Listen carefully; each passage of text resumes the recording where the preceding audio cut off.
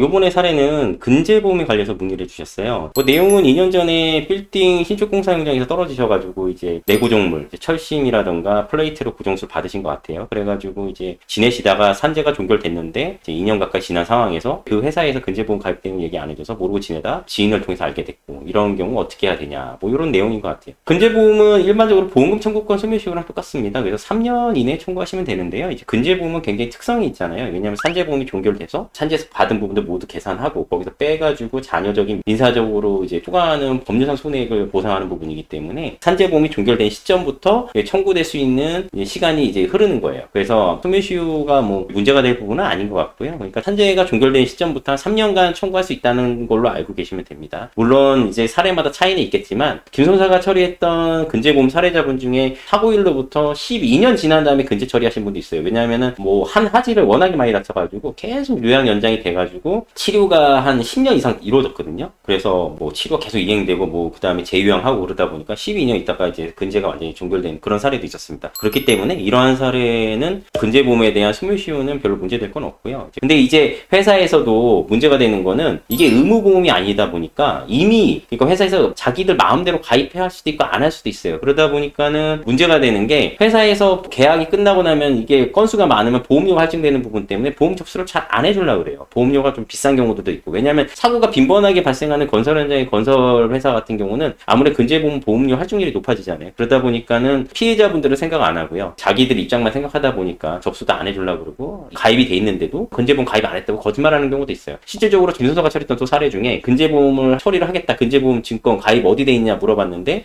자기네 근제보험 가입 안 돼 있다, 그렇게 얘기를 해서 피해자분이 이제 변호사 쪽에 가서 이제 소송을 제기하려고 하니까 그때서야 근제보험 가입돼 있다고 근제보험 증권을 그쪽에다 이제 전달해 준 거죠. 그래서 이제 저희가 이제 상담만 하고 넘어갔던 사례들도 있는데, 이제 산업재해 같은 경우는 특히 뭐 사고가 교통사고처럼 이렇게 정형화되어 있는 사고들이 아니고 뭐 추락사고 아니면 옆에 근로자가 뭐 쳐서 떨어지는 사고, 여러 가지들의 사고가 있기 때문에 그 과실범위라든가 사고 사례의 사실관계도 복잡하다 보니까 좀 특색이 있습니다. 그래서 근제보험 같은 경우는 손해사정사 김선사 같은 전문가 통해서 처리하는 게 제일 좋고요. 근제보험 증권은 확보하는 게 솔직히 좀 어려워요. 왜냐하면 이제 회사에서 가입이 돼 있어가지고 이제 자기 근로자가 많이 다쳤다 그러면은 쉽게 주는 경우들도 있는데, 아까도 얘기했지만 보험료 할증 때문에 건수가 많으면 잘 안 주려고 그럽니다. 증권 사본을. 그렇다 보면은 근제보험이 어디 가입되는지 모르니까 진행하기가 어렵잖아요. 솔직히 말씀드려서 근제보험 회사 가입을 어디 돼 있는지 모르면 진행이 안 돼요. 그래서 개인정보라 해서 각 보험사에 물어봐도 확인을 안 해줍니다. 그래서 제일 좋은 거는 우리 피해 근로자분께서 근로계약해서 업무 진행될 때 이 사업장에 근제보험이 가입이 돼 있는지 우선 확인하시는 게 더 좋고요. 그 다음에 차후에 사고가 났을 때면 십장분들 있잖아요. 팀장분들 통해가지고 근제보험 증권 미리 받아두시거나, 그것도 놓쳤다 그러면은 나중에 사고가 발생했을 때 근제보험 가입 유무를 사업자분하고 통화하거나 이렇게 얘기를 하셔서 증권을 달라고 얘기하시고, 그럴 때는 꼭 통화하셔서 녹취를 해놓으신 다음에 만약에 뭐 가입이 돼 있건 유무를 떠나서 근제보험 증권을 달라고 그러는데 뭐 안 주는 것 같다, 가입이 돼 있는데, 그러면 뭐 내용 증명을 보내시던가 여러 가지 절차들이 있으니까 그런 거는 또 그때 가서 좀 다시 좀 절차대로 이행이 돼야 될 것 같아요. 산재보험은 이제 공보험이다 보니까 보상의 폭이 생각보다 좁아요. 민사적인 어떤 법률상 손해액을 전부 커버하지 않는단 말이에요. 그래서 잔존하는 이 손해액은 분명히 잔존할 수가 있어요. 물론 이제 경미한 사고들은 해당이 없습니다. 이제 여기서 말씀드리는 거는 그래도 뭐 척추압박골절이 심각하게 됐고, 그 다음에 나이가 젊으신 분들, 그리고 과실이 적으신 분들, 그런 부분들은 이제 적용되는 사례가 많이 있죠. 그래서 뭐 근제보험이 가입이 되어 있는 걸 확실히 뭐 알고 계시다면은 손해사정사 통해서 하시면은 좋고요. 만약에 근제보험 가입이 없다고 하면은 어쨌든 회사 상대로 소송을 하셔야 되기 때문에 그거는 이제 변호사 쪽을 찾으셔야 됩니다. 그 다음에 근제보험은 제일 중요한 게 산재하고 틀리기 때문에 이제 과실의 책임 유무가 이제 갈립니다. 산재보험은 나라에서 지급하는 공보험이다 보니까 과실을 따지진 않아요. 하지만 그 외에 추가적인 부분은 민사적인 손해를 담보하는 어떤 사적 기업에서 운영하는 이게 근제보험이기 때문에 이거는 재해자와 사업장 그 시설 측의 어떤 과실 유무를 따져서 처리가 되니까요. 그런 부분들이 있다는 거. 그래서 과실이 너무 많아도 보상금의 범위는 생각보다 굉장히 적어지니까 그런 부분 꼭 알아주시고요. 그 다음에 근제보험은 또 중요한 부분이 이제 보상을 하기 위해서 배상의학적인 소유장의 평가가 또 이행이 돼야 된다는 거. 산재에서 처리했던 것과 그대로 적용되지는 않습니다. 따로 이제 평가를 받고 그 내용으로 다시 손해액을 평가를 해야 된다는 거예요. 그래서 그런 내용들이 종합적으로 이행돼야지 정당하게 근제보험에서 받을 수 있고, 그 다음에 산재에서 받았던 내용도 모두 검토해서 공제, 손익상계가 이루어져야 된다는 부분들. 좀 내용이 어렵고 복잡해요. 근데 이제 상담 들어오시는 분들 같은 경우는 또 어려운 일 하시는 분들이고 이제 사고가 나셔서 다치셨기 때문에 상담을 무료로 충분히 다 해드리는데 무조건 되는 걸로 알아요. 근데 무조건 되지 않습니다. 절차가 까다롭고 서류적인 게 검토가 안 안 되면 저희도 뭐라고 답변을 드리기가 어려워요. 그래서 서류가 준비됐고 검토해서 실익적인 부분이 있다면 충분히 안내드려서 방향성 제시를 해드리고, 혼자서 하실 수 있는 부분은 아닌 것 같아요. 근제보험 같은 경우는 단순하게 뭐 여기 손가락 조금 부러졌거나 갈비뼈 부러진 것 같은 경우는 본인께서 그냥 진단서 근제보험 증권 받아서 보험회사에서 제출하면 그냥 위자료 좀 드리는데, 그런 부분들 아니고 심각하게 좀 그래도 뭐 골절 사고에서 수술 받고 여러 군데 안 좋은 부분들이 있다고 하면 그 산재 장애 등급이 인정이 됐고요. 그럴 때는 꼭 지금 보고 계신 이런 김순사처럼 근제보험 전문가로서 오랫동안 일했고 뭐가 쟁점인지 아는 전문가 통해서 이제 상담 꼭 받아보시고 진행해 보시는 게 좋습니다.